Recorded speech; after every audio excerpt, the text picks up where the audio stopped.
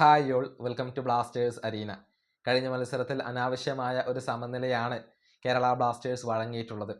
വിജയം ഉറപ്പിച്ച സമയത്ത് അഥവാ മത്സരത്തിൻ്റെ അവസാനത്തിൽ ബ്ലാസ്റ്റേഴ്സിൻ്റെ ഡിഫൻസ് പിഴവ് വരുത്തി വെക്കുന്നു. അതിൻ്റെ ഫലമായിക്കൊണ്ട് നോർത്ത് ഈസ്റ്റ് യുണൈറ്റഡ് സമനില ഗോൾ നേടുകയും ചെയ്തു എന്നുള്ളതാണ്. ബ്ലാസ്റ്റേഴ്സിൻ്റെ പരിശീലകനായ ആഷ്ലി വെസ്റ്റ്വുഡ് ഈ സമനിലയിൽ കടുത്ത നിരാശനാണ്.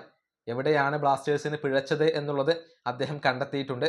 അതായത് തുടക്കത്തിൽ തന്നെ ഒരുപാട് അവസരങ്ങളൊക്കെ ബ്ലാസ്റ്റേഴ്സിന് ലഭിച്ചു, അത് മുതലെടുക്കാൻ സാധിച്ചില്ല, അതാണ് തിരിച്ചടിയായി മാറിയത് എന്നാണ് അദ്ദേഹം പറഞ്ഞിട്ടുള്ളത്. ഒരൊറ്റ ഗോളിന്റെ ലീഡ് അത് ഒരിക്കലും സേഫ് അല്ല, അത് സമനിലയാവാനുള്ള സാധ്യതകൾ കൂടുതലാണ്, അതാണ് സംഭവിച്ചത് എന്നും അദ്ദേഹം വിലയിരുത്തിയിട്ടുണ്ട്.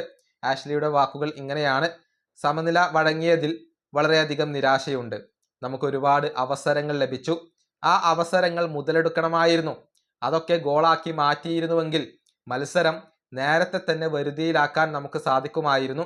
ഒരൊറ്റ ഗോളിന്റെ ലീഡ് മാത്രം ഉണ്ടാകുമ്പോൾ എതിരാളികൾ നന്നായി സമ്മർദ്ദം ചെലുത്തിക്കൊണ്ടിരിക്കും. അപ്പോൾ ഗോളുകൾ വഴങ്ങാനും മത്സരം കൈവിടാനുമുള്ള സാധ്യതകൾ ഏറെയാണ്.